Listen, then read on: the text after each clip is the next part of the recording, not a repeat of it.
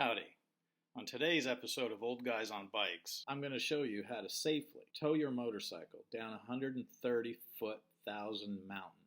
Because sometimes your buddy builds a bike and it craps out. While I was up on this 130er, I got up there in record time. Took me a little less than 3 minutes, and I knew something was wrong. Because I looked down and I saw that my dip tank clutch controller was seized. Not my fault. My buddy built the bike. His fault. We ended up towing the motorcycle down this 130er as a storm started to roll in.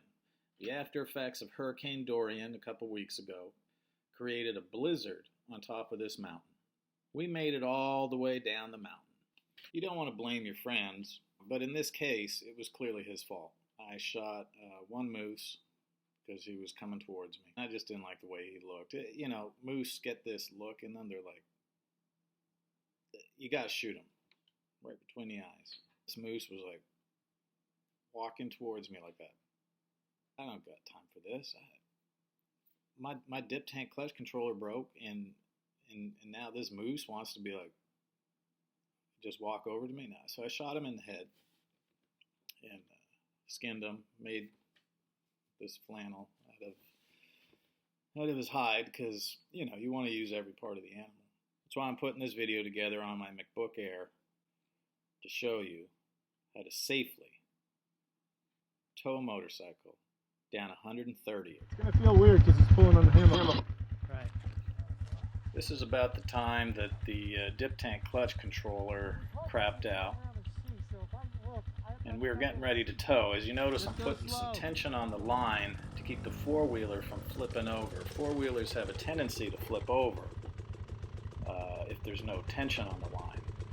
So by doing this, it was more of a safety precaution for the rider in front.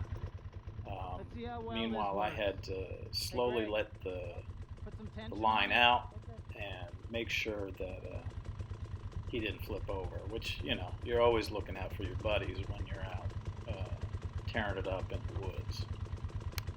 When I cut this some bad rocks, you know? You just gotta go slow. Right here, my friend was trying to teach me the finer points of towing, and I had to remind him that, you know, I'm a tow truck driver. And not to worry about me, I got it under control.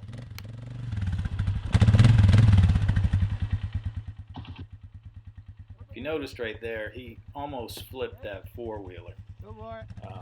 But how I was letting that line go through my fingers kept him from, you know, certain death right there.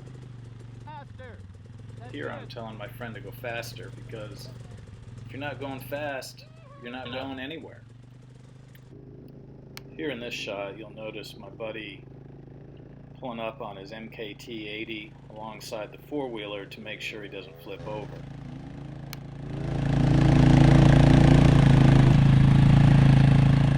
Missed high five. There's nothing more embarrassing. Hey, he's going to try and start it. And bump start. What my friend failed to understand, though, is that faulty dip tank clutch controllers just don't start because you want them to. No, yeah, if I yell, you stop. Okay. Clutch in? Yeah. Talk about micromanaging a situation. I think I got it under control. You want to go down one? No, try it like that. Okay. Your back wheel's locking up, so it's in a low gear. Yeah, well, that's what we've been trying to do. No, as you're rolling, click, click, click, click. Okay. As he's pulling you. I should have shot him between the eyes instead of that moose. And as you let the clutch out, bounce in your Bounce seat. on the back. Give friction. That's what she said. Well, I had about enough of amateur hour. So I decided, you know what? I'm going to show them how to tow a bike the proper way. Here you'll see the proper technique for towing. You'll utilize the muffler as it was designed for. Put tension on the line, I jump off the bike, and the bike gets towed properly.